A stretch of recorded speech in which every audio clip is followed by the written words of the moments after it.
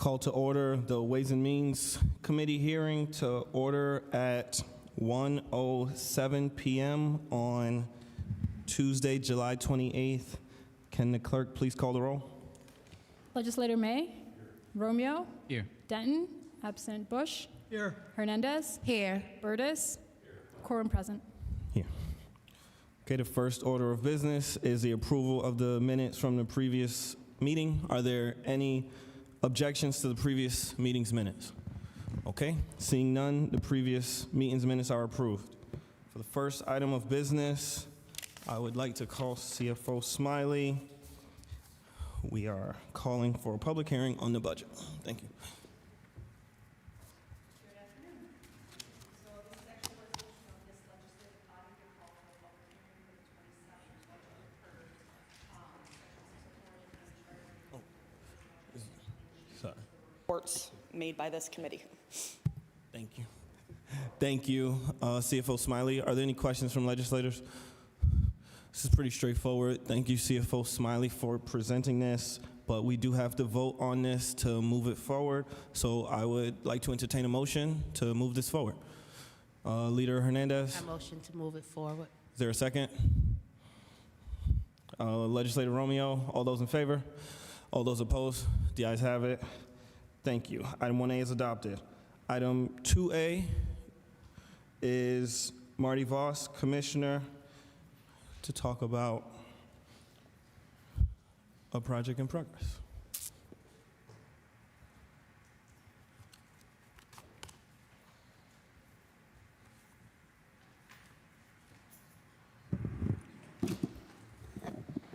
Sorry, I haven't done the tire drill in a few years.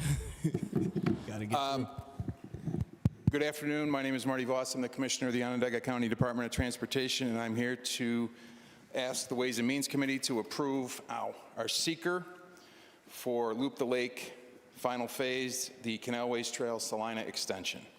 And included in your documents provided to the committee and the seeker is an explanation of the project, the phasing of the project, and the negative declaration for the environmental impacts of the project.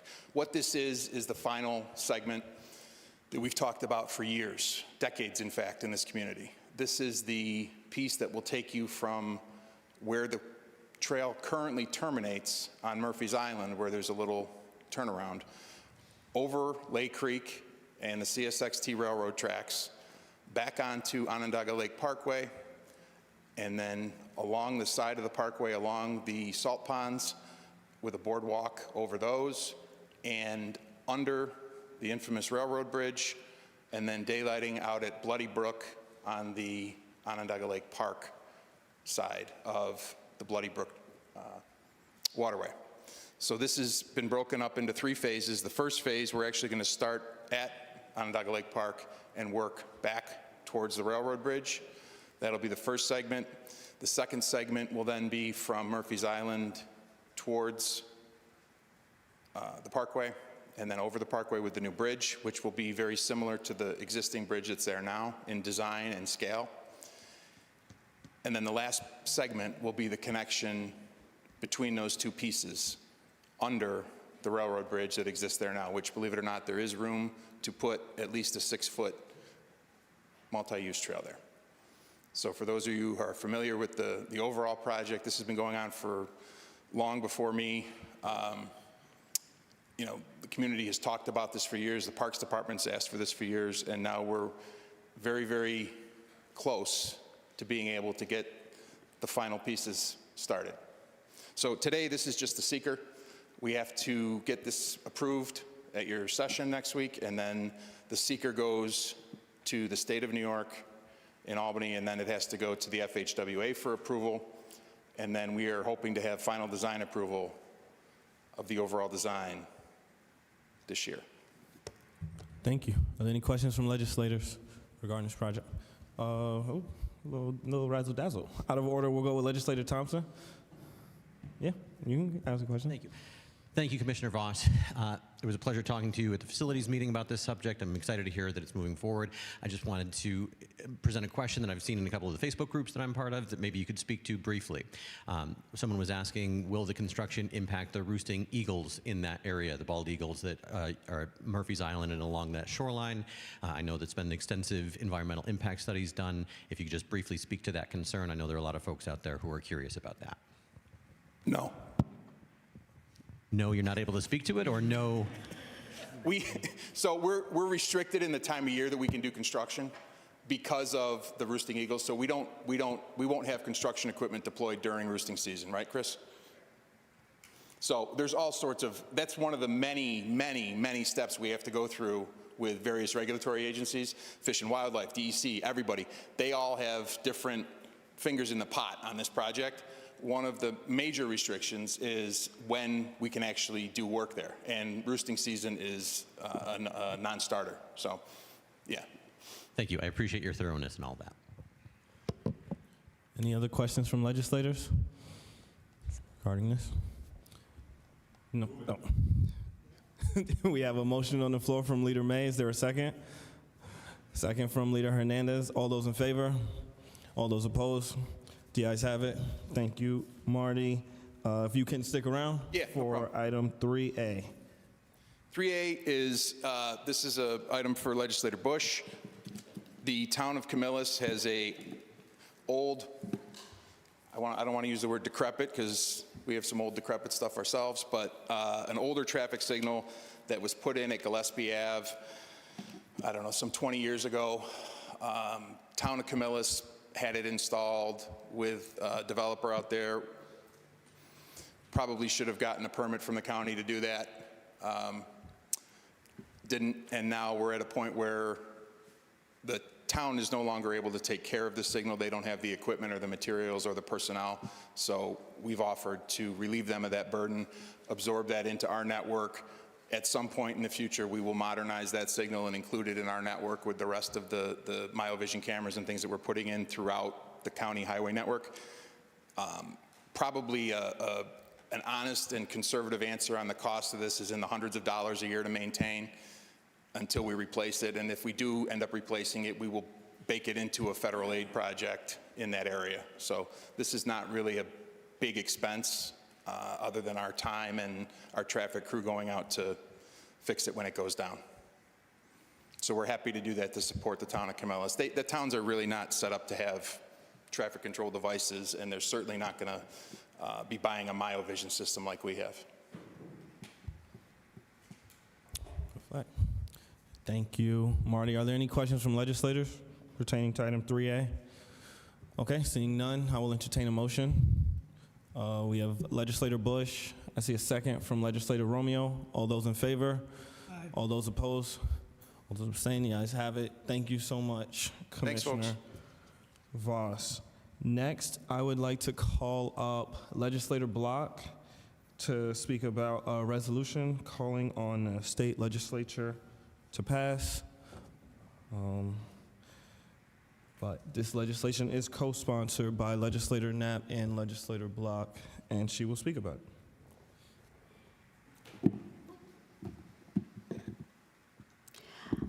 Yes, so we are asking to pass this motion to support passing the Good Food Bill at the state level. This bill supports adopting values-based procurement throughout New York. We already participate in values-based procurement, but this provides the framework for all municipalities to adopt it. Benefits of values-based procurement mean that there are, it makes it easier for public institutions like schools to serve healthier New York-grown food. It puts our dollars back into the community, and it promotes equity in the food system and incentivizes sustainable and humane farming practices. So I would encourage us to adopt this. Thank you, Legislator Block. Are there any questions from legislators? Legislator Knapp. Works. Thank you. Yeah, just to say a couple of quick words about this. This is a really, really good piece of legislation that the state is considering. Thanks to Legislator Block for pushing this forward. Yeah, the current system, is based on the old, lowest bidder wins, and that's pretty much it. And it really, really favors these large national conglomerate type food suppliers that aren't looking out for the best interests of our local farms or community. My favorite example of this is our local school districts are forced to buy Washington State apples because they've got the contract with the big national distributors when we have the best apples grown in the world, a few miles down the road. And so, and from a sustainability standpoint, which Legislator Block mentioned already, how foolish is it to truck thousands of pounds of apples 3,000 miles from the West Coast when, again, we've got the best ones in the world right here. So I highly encourage that we support this, and thanks again. Thank you, Legislator Knapp. Are there any other questions, comments from legislators? I'll just add that thank you both for promoting this. This is so important, making sure our children have access to healthy food, but also streamlining. There's just so much, especially in state government, but there's so much, things we do, different that create waste. It creates waste. So this streamlines that process, and I think ultimately, society will be better for it. So hopefully we will move this forward. But if there are no questions, I would like to entertain a motion to adopt Item 3B. Legislator Bush, is there a second? Legislator Burtis, all those in favor? All those opposed?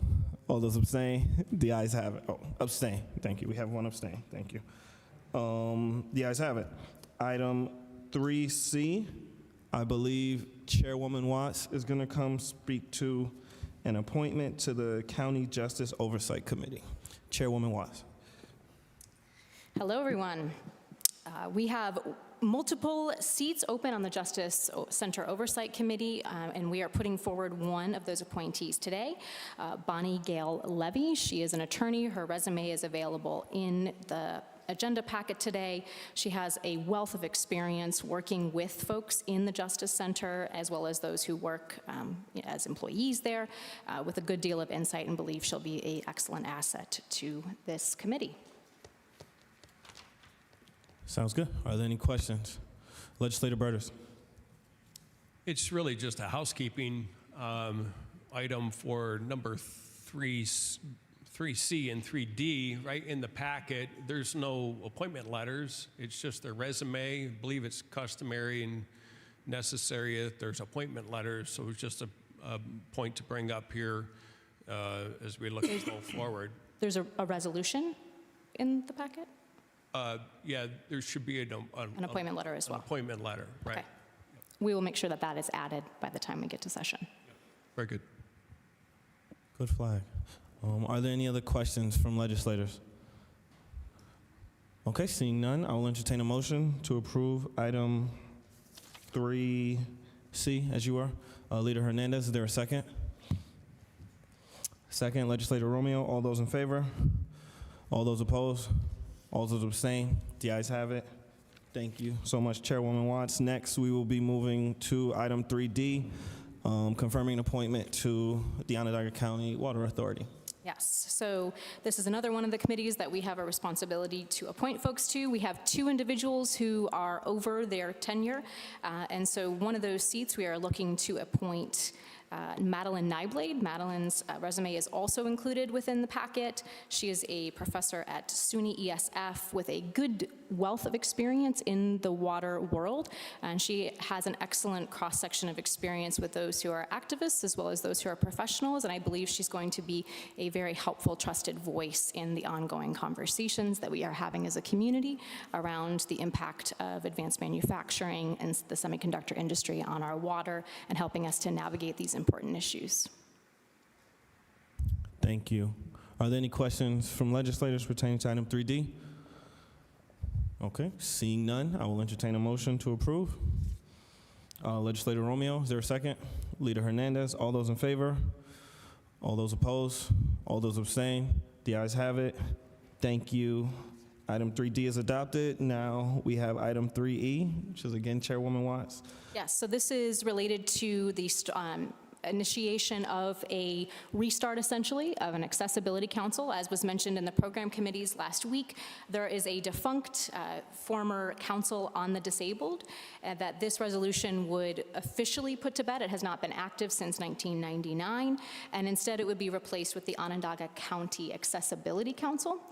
This is looking to ensure that we are as excellent as we possibly can be as a county when it comes to accessibility for people who have all different access needs. And as you can see reflected there, there are a number of different folks who would be responsible to make designees, including us at the legislature, but also the county executive, the Commission on Human Rights, Information Technology, Facilities Management, and the Law Department. And so we are looking to officially start this committee in this session and make appointments to it next month. Thank you. Are there any questions from legislators? Legislator Burtis? Again, just a question. So don't have any problem with the resolution. I guess just in some of the wording here, it says, whereas the Onondaga County Legislature has determined that the Council on the Disabled is inactive, outdated, and reflects ableism. I'm not sure what you mean by that. Yes, so ableism, if you're familiar, is essentially language that puts people who have, like, maybe abilities to see, abilities to hear, as having kind of a prioritized language. So disabled, to call someone disabled instead of a person with disabilities would be an example of ableism, and that's the language that was set up in that original structure, which is why we felt it was important to update the language to reflect respect for individuals and to use the nomenclature that is accepted today. Any other questions from legislators? Okay. Seeing none, I will entertain a motion to adopt item 3E. Oh. Yeah. Thank you. Leader Hernandez, is there a second? Second, Legislator Romeo, all those in favor? All those opposed? All those abstain? The ayes have it. Thank you so much, Chairwoman. Next up, we are calling Comptroller Master Paul to give us an informational on the county policy regarding budget transfers and a discussion of the legal budget. Comptroller Master Paul, I will let you open up. Thank you, Mr. Chair. So, excuse me. I had received communication from both you, Chairman Brown, as well as the clerk, Adams, relative, I assume, because of item 5 that's on the agenda, as discussions came forward, this request came Friday, correct? To discuss outside council budget, where we're at. To budget, I expressed concern as to where we were. There had been communications during, I guess, going back to late April, May, as to where the outside council budget stood to the 2026 proposed budget. It raised some eyebrows or some concerns from members of the legislature, and as such, I'm here. I think, honestly, I can do the best with what I hope some of your questions are. Chairman Brown, you had mentioned that you had some questions for me, and members of the legislature does, and I guess that's it. I'm here to answer your questions. Thank you. Before I go to the legislators, I do have questions. I kind of want to back up just to get us all on the same page. So can you start just give a brief overview of what happened after the budget is passed and the new fiscal year begins? Just like 100 level. So, I guess a very high level view, the legislature passes the budget, it's put in place.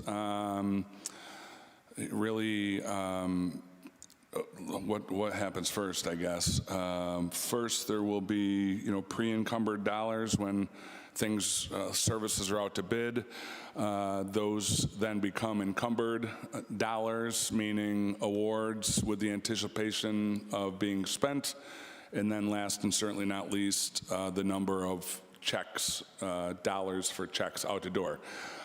We, as the comptroller's office, and it's been past practice, this is nothing new, when we get to an over budget situation, you know, it's at the purview of the comptroller's office as to whether we want to override budget. I'd be lying to you if I said it didn't happen regularly, and then we clean them up, if you will, with end of year transfers. When it becomes, you know, I'd say more communication previously with CFO Morgan and some communication from my staff with CFO Smiley, but when we get to, you know, especially if it's in the first half of the year or first quarter, it's like, what are we doing here? Are we going to the ledge? Are there going to be budget transfers to cover maybe some of these unanticipated? But for example, I mean, here, this raised an eyebrow to me, which is why the communication began. In 2023, the actual for outside counsel spending, 2023 actual is approximately $954,000. 2024 actual spending, $1,970,000. 2025 actual spending, $2,560,000. You know, for a 3-year average of $1.8 million. Then we budget in 2026, $893,000. So there was as far as I'm concerned, we had 3 years worth of history of an average of 1.8, and we budgeted $1 million less than that. I suppose it would not surprise everybody that all of a sudden in the first quarter, we're over our outside counsel budget, but that may be going back to a budgeting question more than a, you know, what's happening. I don't anticipate, I mean, these, you know, from pulling vouchers, numbers, or, you know, claims, all the above as to what has happened, I don't think there's anything out of the ordinary. There's, you know, the county faces lawsuits, right? We get in car accidents, we have incidents at the jail, we have sheriffs, you know, that are always a target, maybe justified or unjustified of legal action. These things happen, but when it raises this level and then you reached out is why I'm here. Thank you. I do want you to clarify just for calendar year 2026 that we are in. You said 893,000 was budgeted. Correct. Have we broken through that? Expenses, no. Currently, expenses are at 375,000. The big number, though, that raises eyebrows to me, well, I don't even know if it raises eyebrows, I guess should be anticipated, encumbered is 979,000. So my analogy is we are definitely over our budget already, and these conversations, the initial communication between members of my staff and FinOps was in April, to which this is sort of, I hate to say old news, but it's been a few months. So as long as it's encumbered, it's not actual spend. So my understanding is that spends over 7,500 need to come through us in order to get approval. These wouldn't need to until they're actually spent, or? Those are budget transfers over $7,500. I guess we're looking at two separate things. Yes. If it's $1 transferred over 70, interdepartmental transfers, I don't know if I'm wording that correctly, maybe Phil or Christy can jump up if my wording is incorrect, but if you're transferring within your budget of up to $7,500, it does not need legislative approval. If it goes over that dollar amount, it would. This didn't need legislative approval because there was no transfer. And, you know, the expenses are not over budget, but the encumbrances are significantly over budget. Okay. CFO Smiley? Sure. So first, I just kind of talked to the budget transfer process. So Thank you. Correct. Typically, any expenditure over $7,500 comes to this legislature. There is a caveat to that. There are items that are statutory requirements that we historically clean up with the year-end authority, like foster care or other expenses. Historically, we have done the same with this account as well, as we have to provide, obviously, legal services for these types of things. So historically, we have done that. Now, talking to some of the individual expenses, there has been some anomalies in the last year. A large portion of the overtures in 2025 were related to family court and the inability to have attorneys on staff. So we covered that with contractual expenditures. As you guys know, that was moved into Children and Family Services last year, not part of this year's budget. We covered that with year-end for salaries that were saved and other components. So that was an anomaly over probably $1 million in that account, or roughly. I can get the exact figures for that. So there are some anomalies. Historically, we've budgeted around the $900,000 mark that the controller talked about based on previous litigation. In 24 and 25, there were some anomalies of different things. There were some even year, odd year election things that were significant. There were other litigation that is not the typical practice.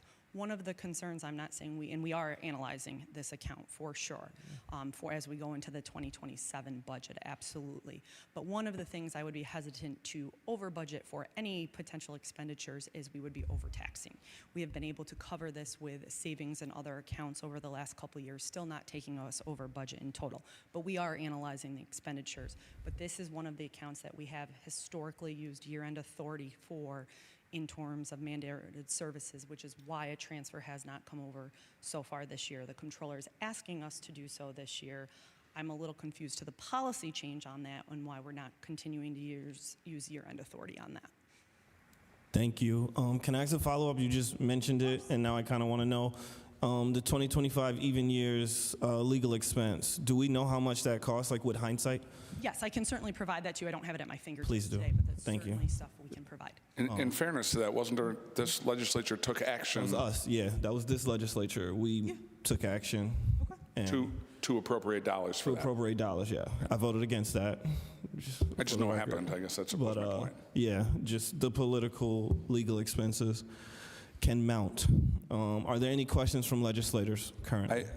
For clarification, there's been no policy change in the comptroller's office.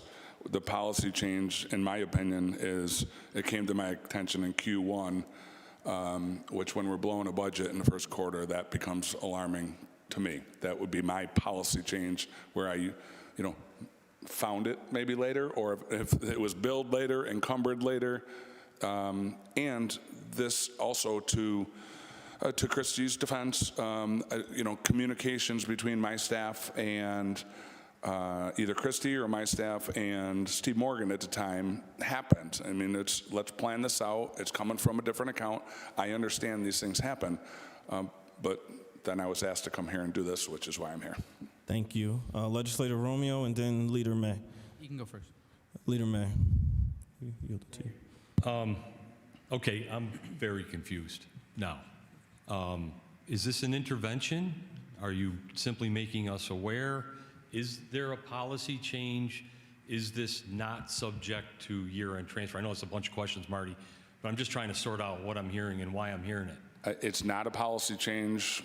I don't believe it's an intervention. It wasn't the intent. It's informational. I was invited to the legislature to provide an informational update, and we are providing an informational update.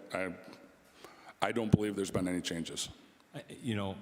I know the budget gets busted in a lot of different ways every single year. You mentioned it yourself. Yeah, no, understandably so. I get it.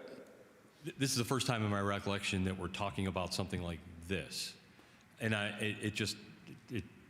I'm sorry, it just smacks as political as hell to me. I don't know why, but it's hard for me not to think that way, and I just want you to know that because I'm not sure what we're trying to accomplish here. I mean, to the CFO's point, and as someone who's made a lot of budgets, as have you, you don't budget or tax for the bad, and you don't budget or tax for things that you don't control.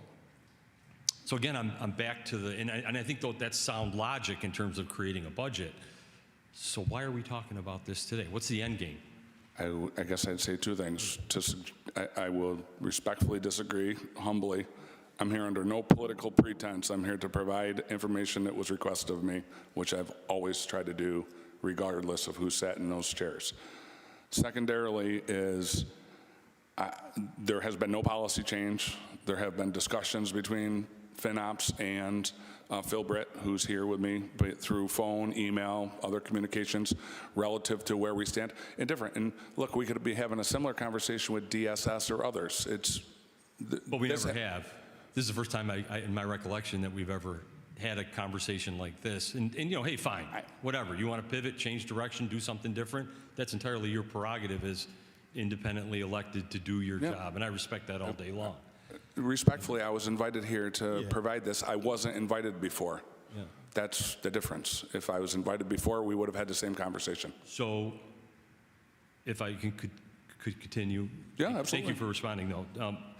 So what is the end game? Are we, I mean, this is all still subject to our normal budgetary procedures Sure. when budget is busted or when things change. Just like when accounts are low, we take some of that money to move it to other areas.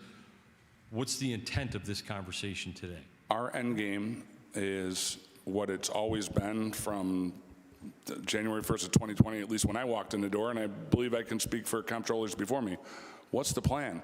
We have a budget that exploded here in this budget line that we know why it's sensitive right now. Everybody's talking about how much an outside legal action could cost. I'm already getting questions as to how, how does this relate to item 5, and who knows, that those bills will come in 2 months. I mean, you know how that rolls. So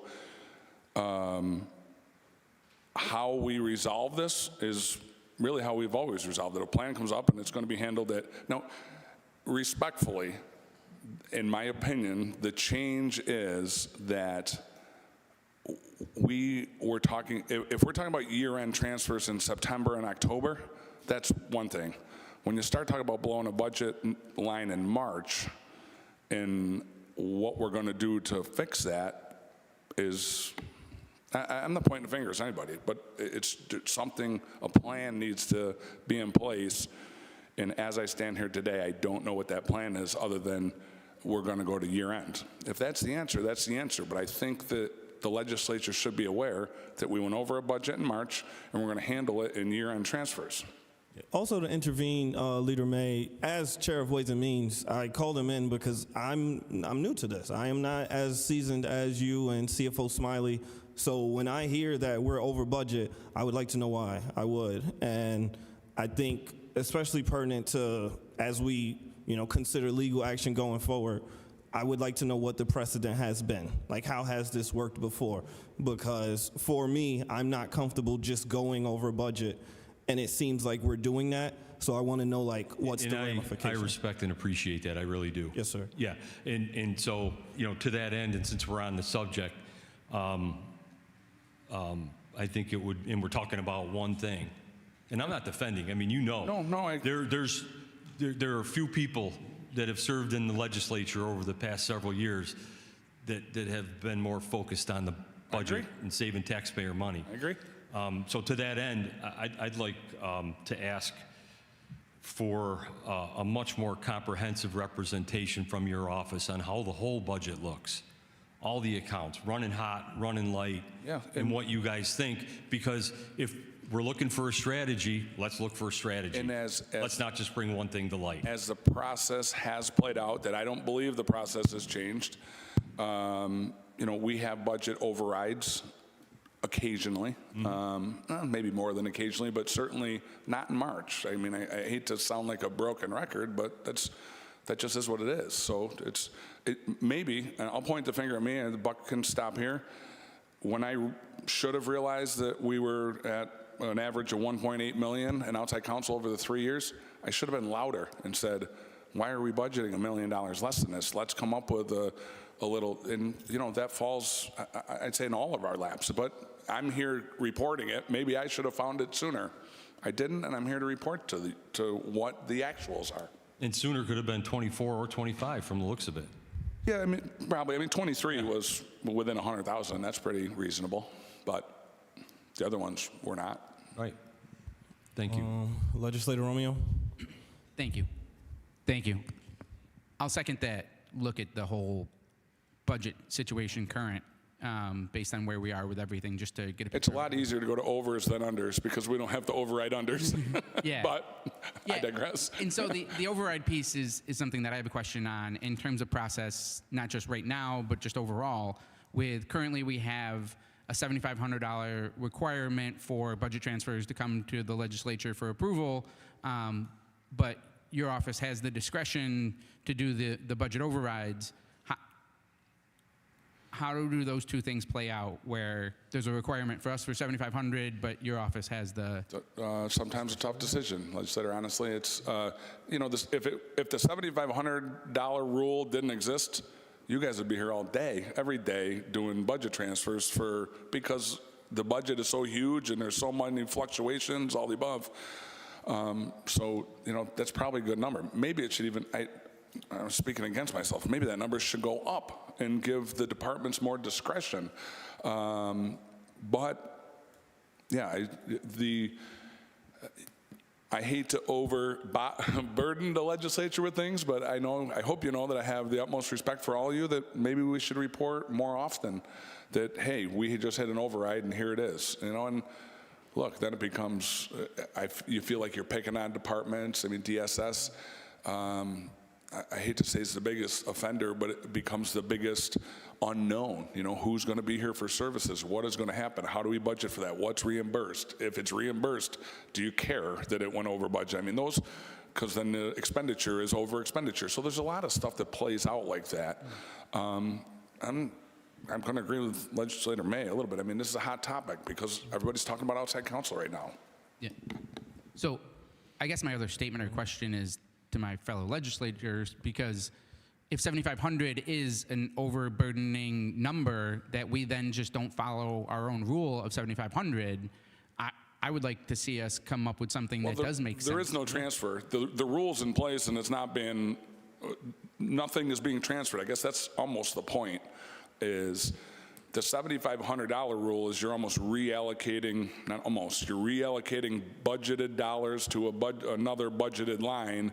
One will go up and one will go down. In this situation, this isn't really violating a rule because there's no transfer to cover it yet. There will be the intent, and I'm going to speak to Christy. I don't want to put words in her mouth. The intent usually is we handle these with year-end transfers. We do it every year. It's common practice.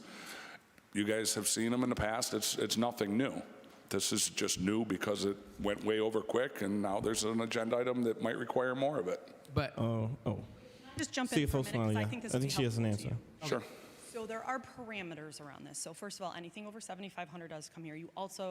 We do send monthly reports to the county legislature, even of the ones that are under 7,500, so people are aware. The second component is there are guidelines around what we use year-end authority for. It is not for our maintenance account or different things. We bring those out over throughout the year. They are for specific things that have statutory requirements that we have to do, like if a payroll account is over, we will run that into the red and clean it up with year-end authority if it can't be done prior to that. So there are components around it. There are only certain accounts that we would ever run into the red or ask working with the controllers to do so. So it's not a discretion of, I do it for every account because we don't want to come over right at this moment. So there are parameters around that, and we can certainly talk about that. The year-end transfer authority has those parameters in it. That year-end report is reviewed with the chair of Ways and Means and the chair. We go through each one of them, and then they are signed off and sent back to me for approval before the controller posts anything. So there are different components around it. So it's not that we're taking liberties with just any accounts. There are strict parameters around what we do use year-end authority for. okay, then I would just say it would be helpful to understand what those parameters are in terms of what we can expect. And the other piece of that is, I'm sorry, I'm blanking out for a second. The ability to transfer to different things, and then you'll have to come back to me. No, I have a follow-up question because I think I understand. So when we do the year-end transfers, we pretty much look at like where we went under, and then we're able to use that to pay for where we went over and balance it. Correct. So Like it's 10,000. primarily for interdepartmentals, Yep. employee benefits and salary Yeah. accounts, and a few Just- mandated services. Anything else that is going to go over budget comes over to this legislature throughout the year for anything over 7,500. And just going back to the laws 408 right now, like we said, expense-wise, it is not over budget. Encumbrance, it sure is. One of the things, and we are analyzing that, is part of the requisitions encumbrances are for specific litigation. We don't know the timing of that either, so it gets encumbered for what we think that's going to cost at the moment. Now, that may not come to fruition until 2027, so that's why we're trying to analyze. Those encumbrances may be a little high. We're trying to analyze exactly when those costs are going to be incurred as well. So that one is a little more complex in terms of the structure of it, so I just wanted to be clear on that. Thank you. Legislator Romeo. Sorry about my slip there. So with the year-end cleanup, though, all of those costs are either encumbered or expensed already, so there really isn't a choice, right?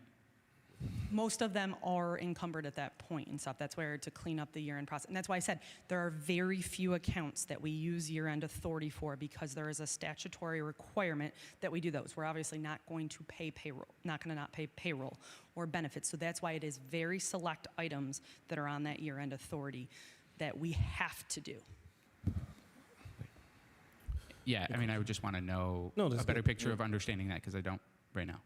Thank you. I don't know if it's for the comptroller or for you, CFO, but in regards to, so the legislature has funds set for outside counsel. Would that be like statutory? Like if the legislature went over its outside counsel budget, would that be the same as if the county went over? So I don't know that that would be the same thing unless it was litigation because of the, it's using outside counsel when it could use inside counsel if there's no conflict.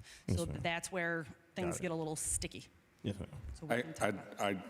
I echo that a little bit, but in my opinion, it's a budget that we would override because we're not going to tell you stop in the middle of your trial because you don't have enough budgeted money. Sure, Thank yeah, I agree. If it was anything to do with litigation. Yeah. Thank you. Are there any other questions from legislators? Thank you both. Oh, wait, let me see if there's questions first. Are there any other questions from legislators? Okay. Seeing none, thank you, Comptroller Masterpole, for that trip. Now we will move to item 5A, which I have a special form of, right? It's just item 5, yeah. Oh, not 5A, you got it. So I move that the committee enter into executive session pursuant to Public Officers Law, Section 105, Subdivision 1, Paragraph D, to discuss proposed legal action, specifically a declaratory judgment action concerning Local Law A of 2026, term limits, and its transmittal to the Board of Elections. I move that pursuant to Section 105, Subdivision 2 of the Public Officers Law, the committee authorized by majority vote the attendance of Clerk Hasina Adams and Clerk Spencer Berg during the executive session. Oh, it's two motions. Got it. Two different motions. Okay. As you are. We will do motion 1 first. So I move that the committee enter into executive session pursuant to Public Officers Law, Section 105, Subdivision 1, Paragraph D, to discuss proposed legal action, specifically a declaratory judgment action concerning Local Law A of 2026, term limits, and its transmittal to the Board of Elections. Is there a motion? Leader Hernandez. I see a second from Legislator Romeo. All those in favor? Aye. All those opposed? All those abstain? That item passed. Now, right? But how do we bring you all in? Like, do we bring you back in? Oh, so we got to kick y'all out. Okay, so now that we're moving into executive session, Leader May? I was just wondering, is county law department Mandatory. It's our position that we are adverse in this matter and we will not be participating in this conversation. No law. Okay. Good flag. Thank you. Okay, so now we will be asking everyone to exit except legislators. Can you speak into the microphone? What is this title? Abdur? It's not just adverse, we're also possible witnesses, so we cannot attend. That makes sense. Thank you. So yeah, everyone who is not a legislator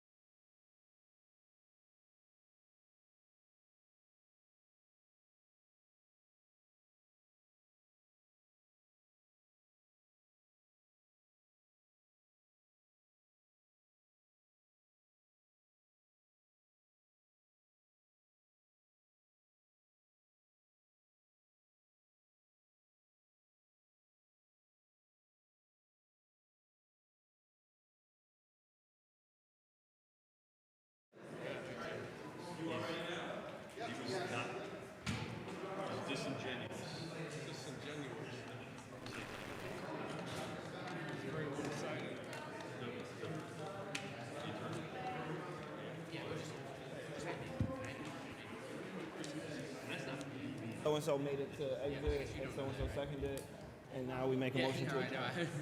Right? Okay. And in time, okay.